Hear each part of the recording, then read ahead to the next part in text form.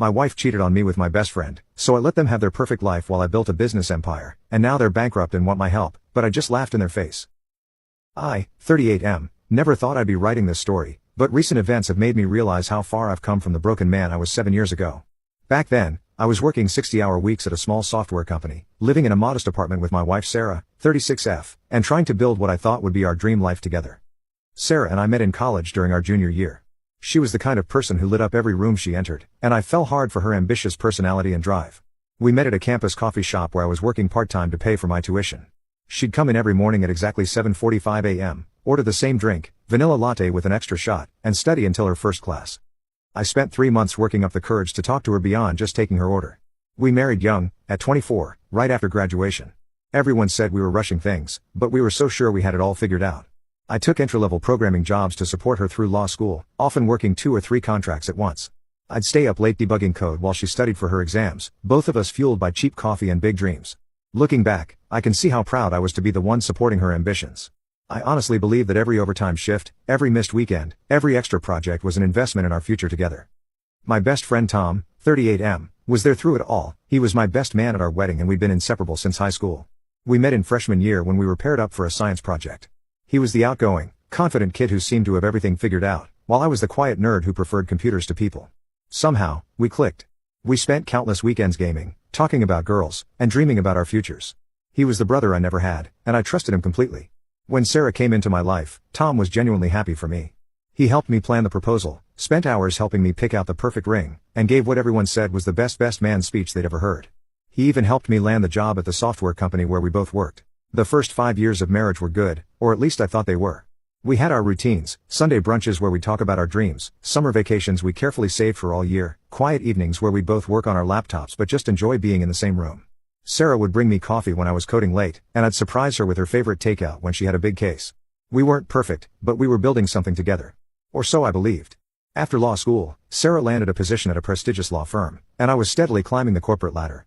We were saving for a house, talking about starting a family, all the things you're supposed to do.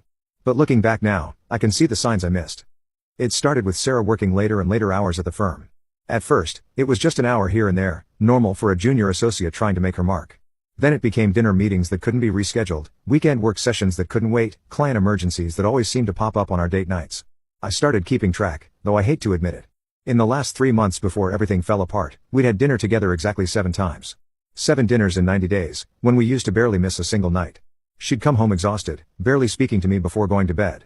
I'd try to be understanding, law is a demanding field, after all. I'd make her dinner, keep it warm, try to be the supportive husband. Meanwhile, Tom was becoming increasingly distant too. He'd cancel our weekly gaming sessions, stop showing up for group events, always with some vague excuse. Then came the day that changed everything. I had been preparing for weeks for a major presentation to our biggest client. I'd rehearsed it countless times, fine-tuned every slide, and even bought a new suit for the occasion. The presentation went better than I could have hoped, the client loved our proposal, and my boss was so impressed he gave me the rest of the day off to celebrate. It was the kind of victory I'd always wanted to share with Sarah. Throughout the presentation, I kept thinking about how proud she would be, how we'd celebrate together that evening. I even stopped at her favorite wine shop to pick up a bottle of the champagne we'd had at our wedding. I decided to surprise Sarah with lunch at her office. When I arrived, her secretary gave me an odd look and said Sarah was in a meeting. As I turned to leave, I heard familiar laughter coming from the break room, Sarah's laugh, mixed with another voice I knew all too well. I found them there, my wife and best friend, in an embrace that left no doubt about their relationship. The worst part wasn't even catching them, it was the look on Sarah's face. Not guilt, not shame, but annoyance at being interrupted. "I guess we should talk," she said, straightening her skirt like this was just another business meeting. The next few hours were a blur of revelations, each one hitting harder than the last. They'd been seeing each other for over a year, meeting in hotels during their late meetings and business trips. All those times Sarah had been too tired to talk, all those weekends Tom couldn't make our gaming sessions, they'd been together, building their relationship while systematically destroying mine. They had it all planned out, they'd wait until Sarah made partner, then they'd tell me together, make it seem mutual and amicable. My promotion had just accelerated their timeline. The worst part was listening to them justify it. Sarah talked about how we'd grown apart, how she and Tom had a deeper connection. Tom kept saying he never meant for this to happen and that these things are complicated. They spoke in practice phrases that sounded like they'd been rehearsing this conversation for months. Maybe they had. They were in love. They wanted to do the right thing by telling me. Tom even had the audacity to say he hoped we could all remain friends. I sat there, listening to them destroy my life while acting like they were doing me a favor by being honest. I'd like to say I had some dramatic reaction, that I yelled or threw things or punched Tom. Instead, I just felt numb. I nodded, stood up, and walked out. I went home, packed a bag, and checked into a hotel. Then I did something that surprised even me. I laughed. A real, genuine laugh at the absurdity of it all. That night, I made a decision. I wouldn't fight them. I wouldn't make a scene. I would give them exactly what they wanted, their perfect life together. I filed for divorce the next day, agreed to Sarah's terms without argument, and even wished them well at the final hearing. They seemed almost disappointed by my calm acceptance. What they didn't know was that I had a plan. You see, while working those long hours at the software company, I'd been developing something on the side, a revolutionary cybersecurity protocol that could protect against a new type of network attack. The company had passed on it when I pitched it to them, saying it was too speculative. Tom, as my supervisor, had been particularly dismissive.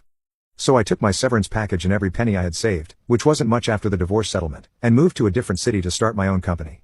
I found a tiny studio apartment in a less than ideal neighborhood, the kind of place where you hear every argument through the walls and the hot water works maybe half the time. Part 2. My wife cheated on me with my best friend, so I let them have their perfect life while I built a business empire, and now they're bankrupt and want my help, but I just laughed in their face. My furniture consisted of a mattress on the floor, a folding table that served as both my desk and dining table, and a single chair I found on the curb. But I had my laptop, my code, and an obsessive drive to prove everyone wrong. I worked in a local coffee shop during the day to pay the bills, coding through my breaks and late into the night at my apartment. The baristas started saving day-old pastries for me because they could see how little I was eating. One of them, Maria, would occasionally bring me actual home-cooked meals, saying I reminded her of her son in college. Those small kindnesses kept me going when everything else seemed impossible. The first year was brutal, living in a tiny studio apartment, working 18-hour days, eating ramen noodles to survive. But I had something I'd never had before, total clarity of purpose. While Sarah and Tom posted about their perfect life on social media, their dream house in the suburbs, their expensive vacations to the Maldives and Switzerland, their fairy tale wedding at the same venue where we had married, I was building something real. Each notification of their latest adventure would ping on my phone. I couldn't bring myself to unfollow them completely, and each time, I'd channel that pain into my work. I watched through my screen as they built the life that was supposed to be mine. They bought the Tudor-style house Sarah and I had always talked about, complete with the wraparound porch where we planned to have our morning coffee. They adopted a golden retriever, just like the one Sarah and I had picked out a name for but never got around to getting. They even went to all the restaurants and vacation spots Sarah and I had put on our someday list. But while they were playing house with my dreams, I was creating new ones. Every line of code I wrote, every investor meeting I nailed, every small victory in building my company became a brick in the foundation of my new life. I stopped measuring success by the standards Sarah and I had set together, the house, the car, the vacations, and started measuring it by my own innovation, impact, independence. My protocol caught the attention of a major tech company just as a wave of cyber attacks proved its value. Suddenly, I wasn't just surviving, I was thriving. 5 years after the divorce, my company was valued at over $200 million. The irony wasn't lost on me that my lowest point had led to my greatest success. My protocol had become the industry standard, and we were expanding faster than I could hire people. I had a team of over 200 employees across 3 continents, and every major tech company wanted to either buy us or partner with us. The success brought attention I wasn't used to. Suddenly, I was being featured in tech magazines and asked to speak at conferences. People who'd never given me a second glance were now calling me a visionary and an innovator. It was surreal to walk into high-level meetings and see executives who made more in a month than I used to make in a year treating me like a peer. I bought the penthouse because one of my board members said it would help with investor confidence, but I rarely spent time there. Most nights, I still found myself working late at the office, ordering takeout, and falling asleep on my couch. Old habits die hard, I guess. The only real luxury I allowed myself was a top-of-the-line coffee machine, a reminder of where I started and how far I'd come. I had offices in 3 countries and a reputation as one of the most innovative minds in cybersecurity. I bought a penthouse in the city, not because I needed it, but because I could. I dated occasionally but found I preferred focusing on my work and myself. Then, 2 weeks ago, I got an email from Tom. The software company had been hit hard by the economic downturn. They'd had to lay off most of their staff, him included. Sarah's law firm had merged with a larger one, and she'd been deemed redundant. They were struggling to pay their mortgage, had maxed out their credit cards trying to maintain their lifestyle, and were facing bankruptcy. Tom asked if I could find a position for him in my company. Sarah sent a separate email apologizing for everything and suggesting we catch up over coffee. I thought about ignoring them, but instead, I sent a simple reply. I'm afraid we don't have any positions available at your level. However, we do have an entry-level QA testing role open. The starting salary is $35,000 a year. Let me know if you'd like to apply. Tom's response was exactly what I expected: anger, accusations that I was being petty, desperate reminders of our past friendship. Sarah's was more desperate, suggesting we could work something out that would benefit everyone. I didn't respond to either message. Yesterday, I received a letter from their lawyer, claiming Tom had contributed to the initial development of my security protocol and demanding compensation. The irony was almost painful, the same protocol he had dismissed as too theoretical and not commercially viable during our weekly project reviews. I still had all the original code commits, documentation, and the email chain where Tom had not only dismissed the entire project but had actively discouraged me from pursuing it further. "We need practical solutions, not pipe dreams," he had written in one particularly condescending email. "Focus on maintaining our existing systems instead of chasing unicorns." I had printed that email and kept it framed in my office as motivation during the hardest days of starting my company. What made their claim even more absurd was that Tom had never written a line of code for the protocol. His role had been purely supervisory, and his technical understanding of the system was surface level at best. During the few meetings where I'd tried to explain the technical details, he'd spent most of the time checking his phone or making dismissive comments about how it would never work in the real world. I had to laugh. I still had all the original code commits, documentation, and the email chain where Tom had dismissed the entire project. My lawyer sent a comprehensive response, including a countersuit for defamation. This morning, I received panicked messages from both of them, begging me to drop the countersuit, saying they couldn't afford any legal fees. I haven't responded yet. The thing is, I'm not even angry anymore. 7 years ago, they thought they were taking everything from me, but they actually gave me something priceless: freedom. Freedom from a marriage that wasn't what I thought it was, freedom from a friendship that had no real loyalty, freedom to rebuild myself into someone stronger. Update. It's been a month since my last post, and a lot has happened. The response to my story was overwhelming, and it made me think hard about how I wanted to handle this situation. After my lawyer sent the response threatening the countersuit, Tom and Sarah both tried to reach out multiple times. They sent emails, left voicemails, and even tried to contact me through mutual friends. Their messages ranged from apologetic to angry to desperate. Last week, I agreed to meet them at a coffee shop, not because I wanted to help them, but because I wanted closure. They looked different than I remembered, older, tired, worn down by their problems. Sarah had lost her polished lawyer look, and Tom's confident smile was gone. They spent the first 20 minutes apologizing, explaining how they'd grown up and realized their mistakes. Sarah was wearing a dress I recognized from our marriage, one she used to save for special occasions. Now it looked worn and slightly dated, like their excuses. Tom couldn't seem to meet my eyes, his confident demeanor replaced by nervous fidgeting with his coffee cup. The gold wedding band on his finger was conspicuously absent. I noticed how they kept glancing at each other before speaking, still coordinating their responses like they had during the divorce. But now their perfectly crafted narrative had cracks in it. Part 3. My wife cheated on me with my best friend, so I let them have their perfect life while I built a business empire, and now they're bankrupt and want my help, but I just laughed in their face. Sarah's voice trembled slightly when she talked about their mistakes, and Tom's rehearsed speech about personal growth was interrupted by periodic glances at his phone, probably checking for emails about job opportunities.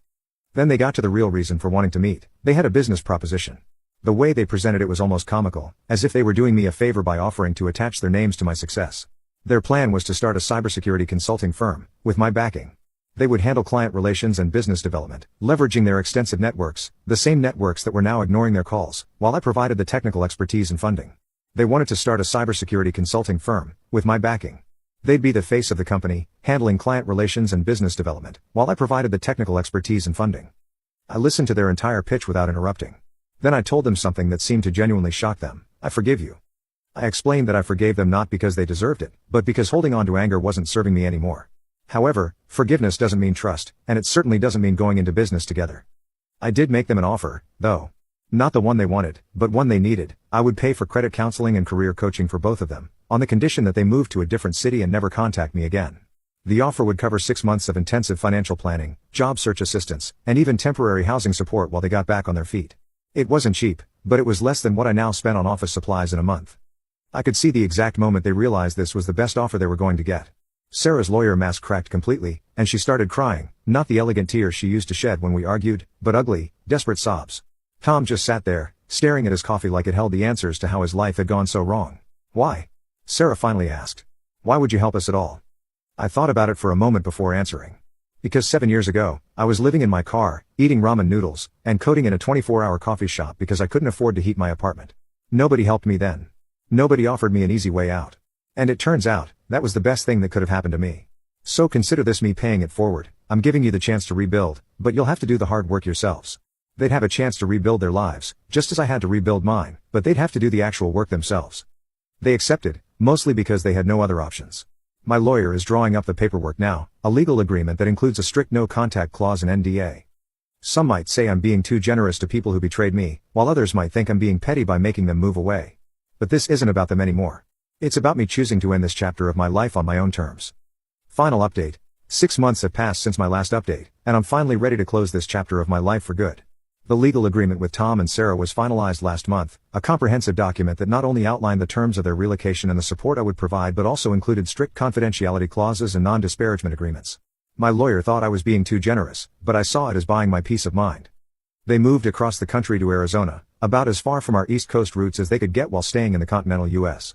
Through the career coaching service I arranged, Tom found a job in IT sales at a mid-sized company, not the executive position he used to have, but enough to start rebuilding his life.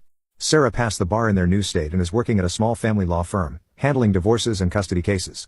There's probably some cosmic irony there. The coaching service sends me monthly progress reports, not because I asked for them, but because I'm technically the client. Sarah's been taking night classes in meditation and stress management. Tom joined a support group for men dealing with career transitions. They're both in therapy, separately this time. It's strange to have this window into their lives, like watching characters in a TV show I used to star in but have now outgrown. As for me, I recently sold my company to a major tech conglomerate for an amount that still doesn't feel quite real. The deal made headlines in all the major tech publications, and my phone hasn't stopped buzzing with congratulations from people I haven't heard from in years. I stayed on as a consultant but stepped back from day-to-day operations, mainly because I wanted the freedom to explore new ideas and projects without the pressure of running a large organization. The transition has been both easier and harder than I expected. Easier because I no longer have to be the face of the company, attending endless meetings and managing other people's expectations. Harder because for the first time in 7 years, I have space to really process everything that happened. Sometimes I find myself sitting in my penthouse, looking out over the city lights, and wondering about the parallel universe where Sarah and I stayed together, where Tom remained my best friend, where I never had to rebuild my life from scratch. But then I remember something my therapist told me during one of our sessions. Some people spend their whole lives in comfortable cages, never realizing they're trapped until it's too late to fly. Sarah and Tom did me a favor, really. They broke my cage, pushed me out of the nest, forced me to either fly or fall. And somehow, in trying not to fall, I learned to soar.